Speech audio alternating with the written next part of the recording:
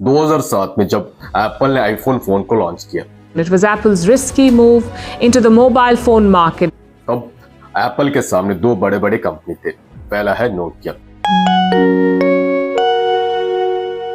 दोस्तों, दुनिया का लगभग 40% लोग सिर्फ नोकिया का फोन यूज करते थे। लेकिन क्यों? दोस्तों, पहला रीजन है अफोर्डेबल फोन, दूसरा रीजन है रफ एंड टफ, तीसरा है ड्यूरेबल। इन तीन वजह से दुनिया का लगभग 40% लोग नोकिया का फोन यूज करते थे। लेकिन यहाँ पर एक दिक्कत थी, नोकिया का फोन सिर्फ कीपैड में आता था। और दूसरा बड़ा कंपनी है गूगल। दोस्तों, 2007 में गूगल ने एंड्रॉइड सॉफ्टवेयर को लॉन्च किया।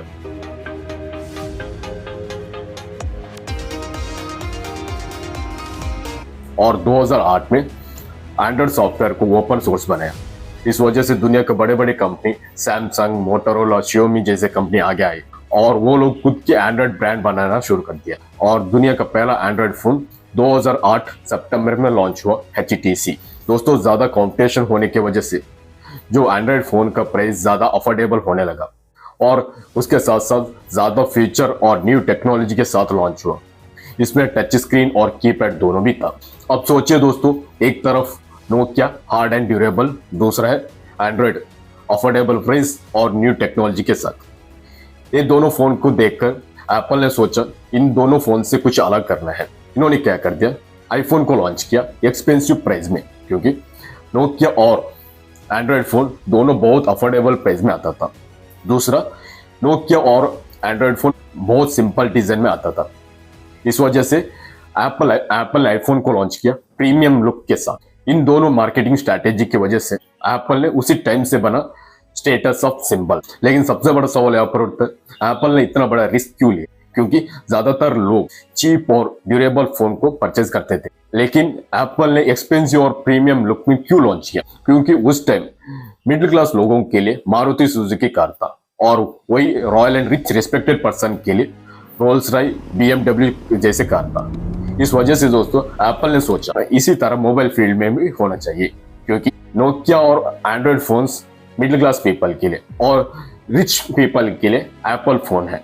ऐसे सोचकर एप्पल ने प्रीमियम लुक और एक्सपेंसिव प्राइस में एप्पल आईफोन को लॉन्च किया। लेकिन दोस्तों, इस मार्केटिंग स्ट्रैटेजी में सबसे ज्यादा फंस गए मिडिल क्लास लोग। उन्होंने सोचा जिसके पास आईफोन फोन है सबसे पैसा वाला है और सक्सेसफुल पर्सन है।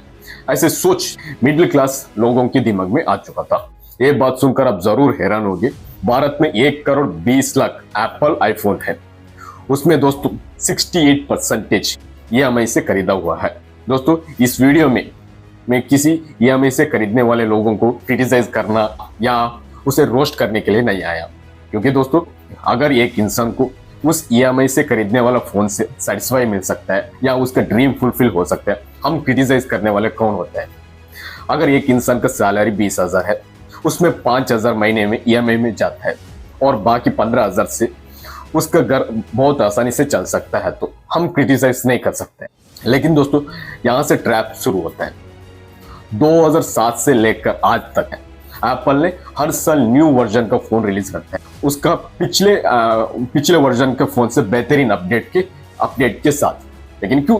ये है असली मार्केटिंग स्ट्रैटेजी। लेकिन कैसे? दोस्तों, करीबन 20 से 30% लोगों के पास ऑलरेडी आईफोन फोन होता है।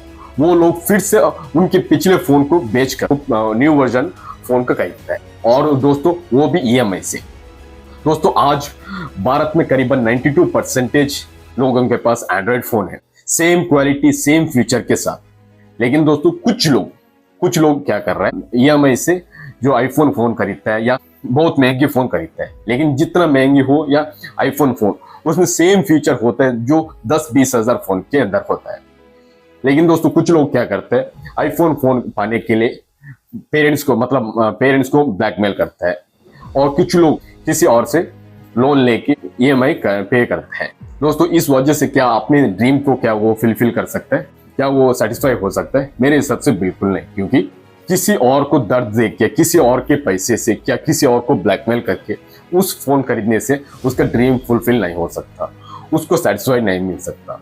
अगर आप चाहते हैं आईफोन चाहिए या महंगे फोन चाहिए, खुद के पैसे से उसे परचेज कीजिए। अगर आपको उसका जरूरत है क्योंकि जो आईफोन फोन का जो कैमरा बेहतरीन क्वालिटी में आता है, इस वजह से उसका ज़रूरत है, आपको ज़रूर परचेज कीजिए। नहीं, आपका एक ड्रीम है उसे परचेज करना, आप खुद के पैसे से परचेज कीजिए, किसी और को ब्लैकमेल करके, किसी और को दर्द दे के उसे खरीदने से आपको कोई सेटिस्फैक्शन नहीं मिल सकता मेरे हिसाब से। दूसरी एक बात दोस्तों, एप्पल अपने फ़ोन को प्रीमियम इसलिए रखा, वो एंड्रॉयड और नोकिया फ़ोन से अलग दिखना है दोस्तों, उसका कोई इंटेंशन नहीं है इस फोन खरीदने से आपके पास पैसे आ जाएगा या आपके स्टैंडर्ड बढ़ जाएगा, उसका कोई इंटेंशन नहीं है।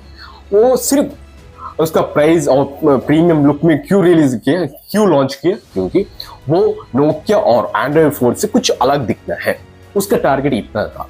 और दूसरा टारगेट था, उसका फोन सिर्फ अमीर लोगों के लिए था, कोई भी मिडिल क्लास या गरीब लोगों के लिए नहीं था।